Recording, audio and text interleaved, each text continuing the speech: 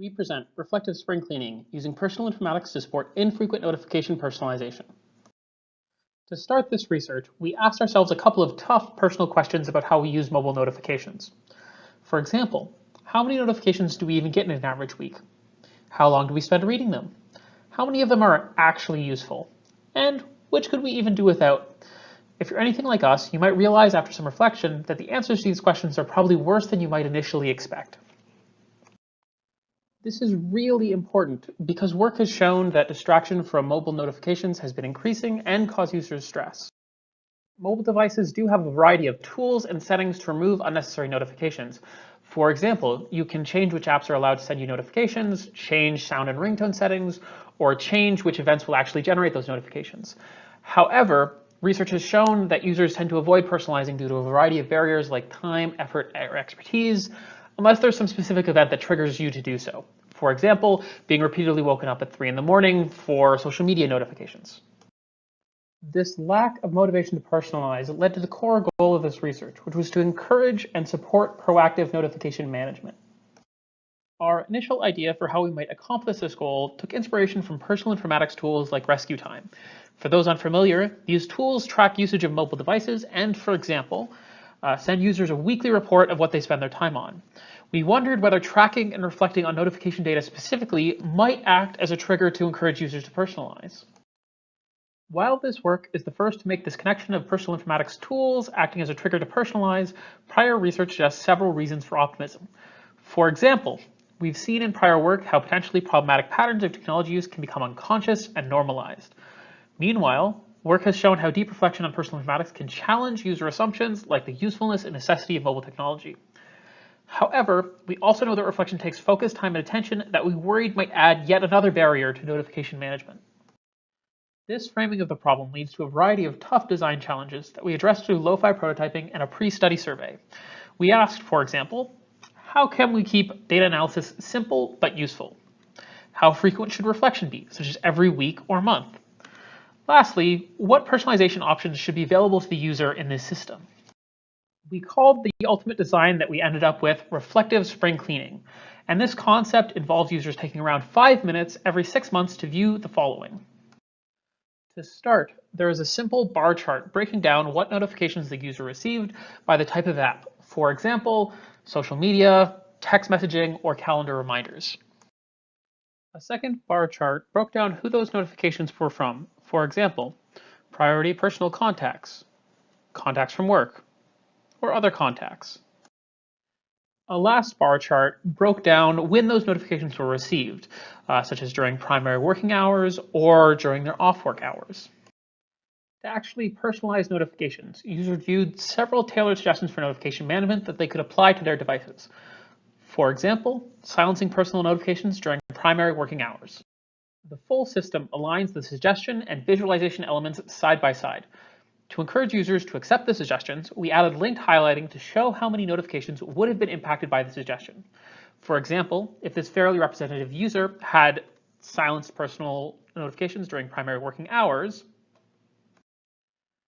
they would have silenced around 425 of the 1,400 social media notifications they received during the course of the 2-week study. To evaluate this concept, we ran a longitudinal study. In this study, participants logged notifications for 2 weeks, then conducted a spring cleaning session, then experienced whatever personalizations they wanted to apply for 2 more weeks, before a debriefing interview, and an optional survey a month later. We had 21 participants who were a mix of professionals and students, and all had expressed some prior dissatisfaction with notifications. Our main research questions were how the simple visualizations might influence users' motivation to personalize their notifications, and how the system as a whole might impact users' notification experience.